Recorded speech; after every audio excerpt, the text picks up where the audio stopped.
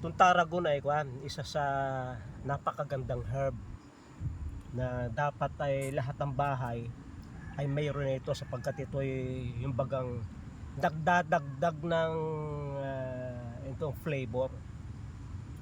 Halimbawa, may kuwang ka sa palamig, magandang ilagay ito sa palamig. Magandang isama sa pagluluto ng karne. Magandang isama sa paggawa ng juice. Ang isang benefits ito ay nagdadagdag ito ng appetite. May mga tao kasi na hindi makakain ng maigi, gustong kumain pero walang gana. Ito ang inyong kailangan, sapagkat ito ay nag-aayos ng mga problema natin sa atin tiyan, sa ating panunaw. Pag kayo'y uminom nito o gumamit na ito, kahit tea o juice o palamig, ay aayusin ito yung mga problema natin sa panunaw. Sa katunayan, ito ay may anti-diabetic property. Nagdadagdag ito ng pag ang problema mo ay yung insulin resistance, nare-regulate nito. Kaya inuulam mo, ginagawa mo ng Diyos, at the same time nagagamot yung iyong blood sugar, depression.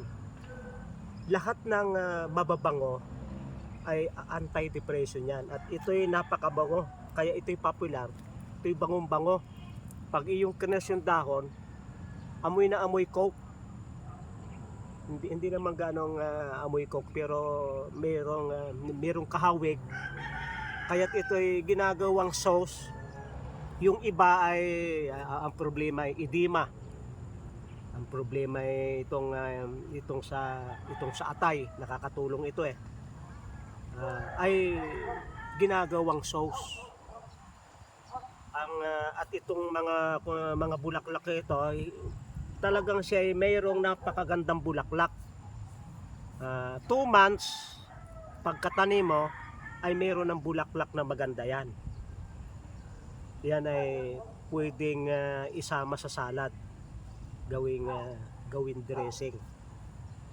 May anti-inflammatory siya. Magandang inumin ito ng mga taong mayroong rayuma. At sapagkat siya ay nagre-reduce ng pain, anumang pain yan na ating naramdaman sa ating katawan, binabawasan ito. Kaya napakahalagang herb nito. Ngunit ito ay pagka ganyan bumulaklak na at hinayaan nyo, mamamatay na yan. Para kung gusto nyo maging bata uli, maging mura uli, ay inyo siyang puputulan.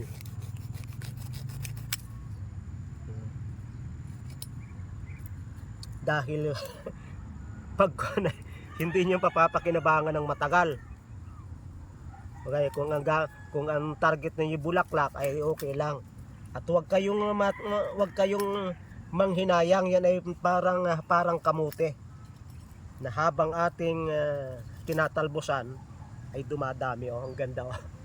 Pwedeng pwedeng ibenta, pwedeng iregalo sa dalaga.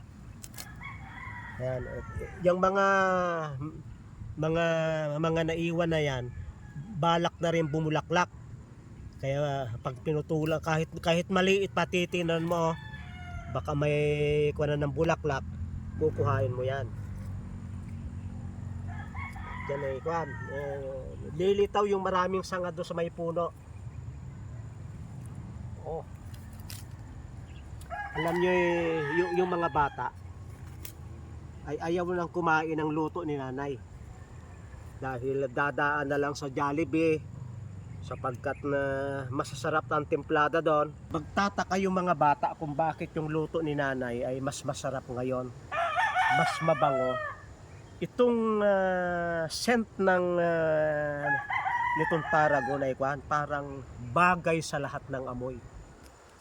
Magandang sa mga lutuin, kahit ilagay mo ito sa paggawa ng puto, bibingka, suman, ay hindi nakaka-produce. Kahit magpapangat ka, maglalagay ka ng ilang dahon, ay napakaganda. Ang maganda nito, ayun nga, anti-diabetic ito, pati pag masasakit ang ngipin, nagmumumog nito. Magpipit-pit ka at ilalagay mo sa iyong bunganga. Anti-fungal din siya at napakaganda sa mga sakit sa balat.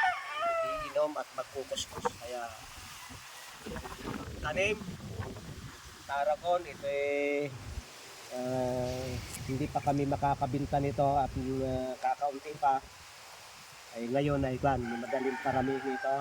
Gagawin natin tea, gagawin natin powder at pag powder na ay di bahala na kayong kung saan nyo gustong gamitin. Maraming salamat sa inyong pagsubaybay sa Natural Wellness na Kasalugan.